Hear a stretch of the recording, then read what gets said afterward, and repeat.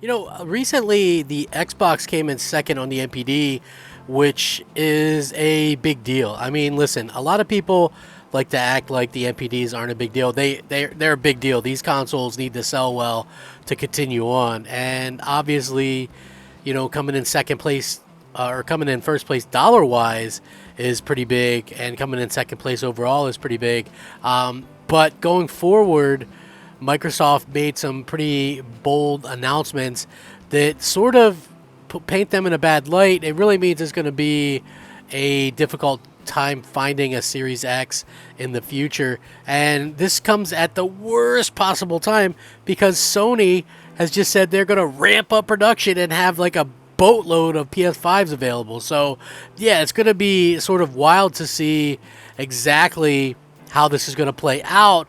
But at the end of the day, I feel like I like to ask that question, what if?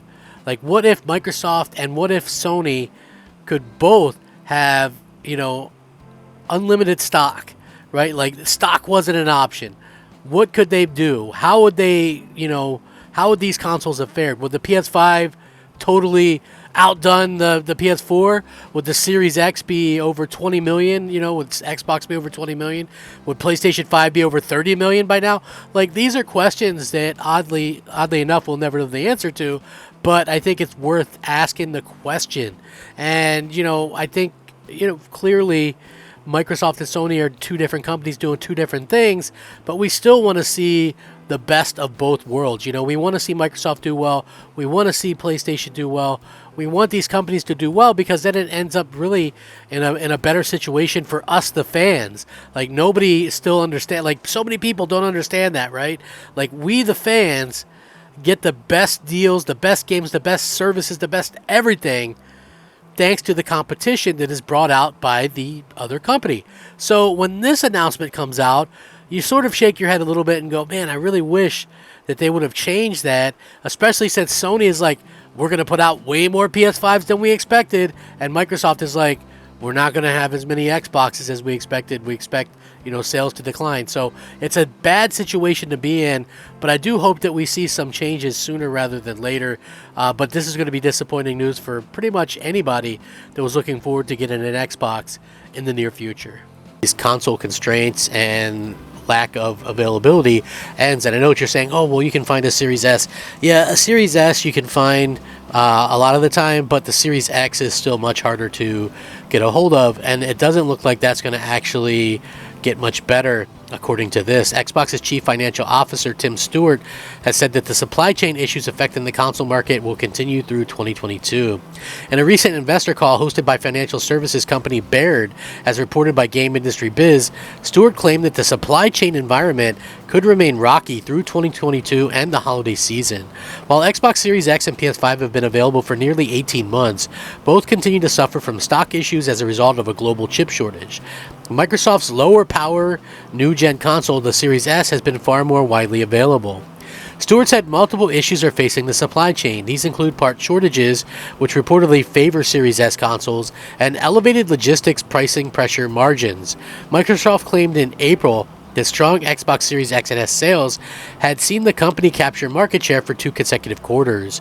The announcement was made at the company's gaming business posted record revenue for a non-holiday quarter. However, looking ahead to the current quarter ending in June, Microsoft CFO Amy Hood said, and I quote, "In gaming, we expect revenue to decline in the mid to high single digits, driven by lower engagement hours year over year as well as constrained console supply.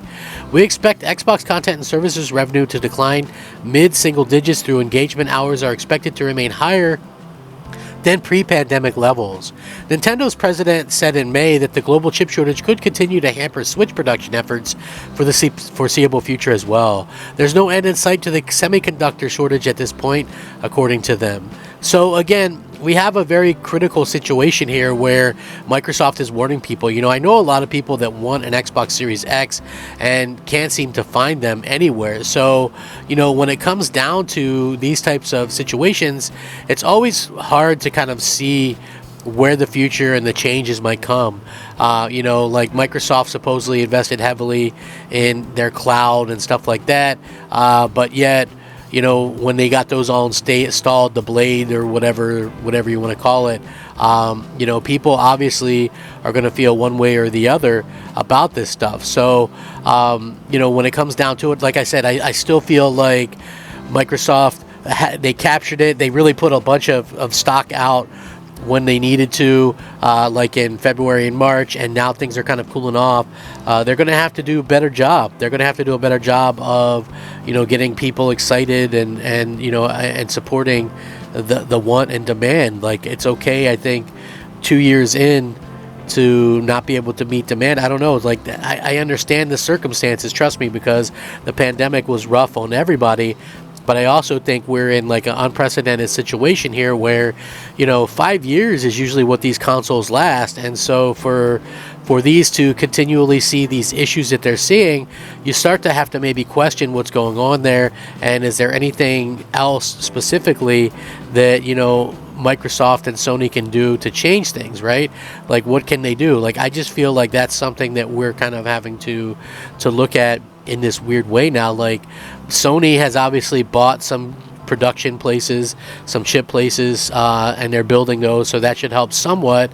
But I also feel like, you know, at the end of the day, you know, we've got to see some different changes with, you know, with how these productions are being handled, right? Like, I don't want to see a mid-gen upgrade if there's going to be a problem long term or whatever with what's happening, right? And what I mean by that is, what good does it do for them to do a mid-gen upgrade just as product is starting to get into place if that's going to cause more product to be able to not be had?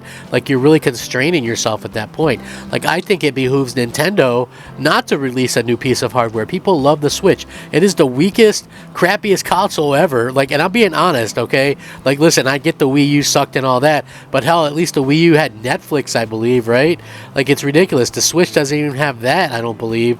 It's crazy to think how bare bones this thing is, yet it's selling like hotcakes. If I were them, I would just worry about the supply constraints there, get that thing fixed up, and, you know, kind of go from there. You know, it's unbelievable to me that thing is selling so well, and it's not even the Switch Lite, it's the one that docks. So it isn't just the fact that it's portable. I think people just enjoy the games, and it's, you know, I think it's quality for what it is. But overall, for me personally, it's the worst, probably one of the worst consoles I've ever played. Like, I really just hunger for the day that you know, Nintendo releases a console with just a you know, with just a regular controller. I know you can get a Pro controller or whatever, but just you know, right out of the box. You know, I think that's just one of the things. So I hope they do that. But yeah, this is not good news. This could affect potentially millions of people who really just want to get a Series X, and I don't blame you if you want to get a Series X. It's a great console.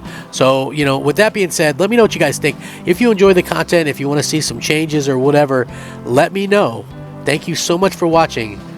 Rack 'em up, fact 'em up, Crap Gamer 'em up. Like the video, it helps the video to be seen and the channel to grow.